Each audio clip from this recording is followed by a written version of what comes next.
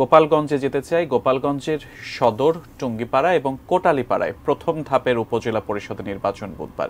প্রচারের শেষ দিনে রোদ বৃষ্টি উপেক্ষা করে গণসংযোগ ও প্রচার চালাচ্ছেন প্রার্থীরা। শহরের বিসিক ব্রিজ এলাকা থেকে আরও জানাতে সরাসরি যুক্ত হচ্ছেন প্রতিনিধি সজীব বিশ্বাস। সজীব, শেষ দিনের প্রচারণা, শেষ মুহূর্তের প্রচারণা, আবহাওয়া কিছুটা বৈরী, তারপর নিশ্চয়ই থেমে নেই। সব মিলিয়ে আপনি জানাবেন। সিয়াম, এই মুহূর্তে আমি দাঁড়িয়ে রয়েছি কিন্তু বিসিক ব্রিজের এলাকায়। এই এলাকায় কিন্তু প্রচারণার জন্য একটি বিশাল একটি মিছিল বের হয়েছিল। সেই মিছিলকে কিন্তু বৃষ্টি এসে সেই মিছিল কিন্তু থামিয়ে দিয়েছে।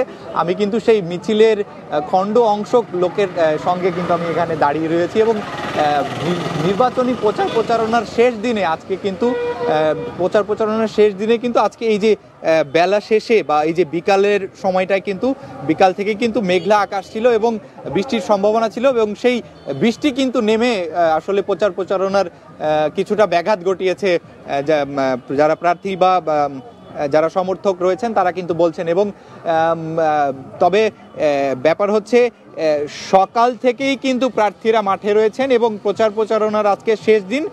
তারা কিন্তু সামাজিক যোগাযোগ মাধ্যম,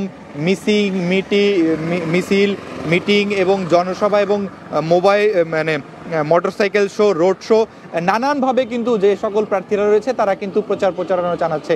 কারণ আজকে কিন্তু রাত 12টার পর থেকে যে প্রচারণা সেটি কিন্তু অফিসিয়ালভাবে কিন্তু শেষ হচ্ছে এবং নির্বাচনী যে পরিবেশ, গোপালগঞ্জে কিন্তু নির্বাচনী পরিবেশ এখনও বজায় রয়েছে এবং কোনো হতাহত বা কোনো বিচ্ছিন্ন ঘটনার কিন্তু এখনও সূত্রপাত হয়নি বা আমরা দেখতে পারিনি।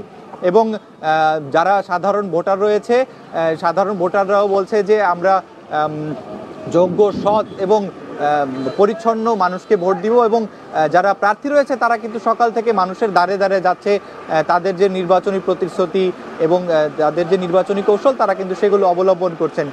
তো সিয়াম, এই ছিল আমার কাছে আসলে নির্বাচনী যে সর্বশেষ প্রচারণার শেষ দিন, সর্বশেষ আমার কাছে ছিল গোপালগঞ্জ থেকে।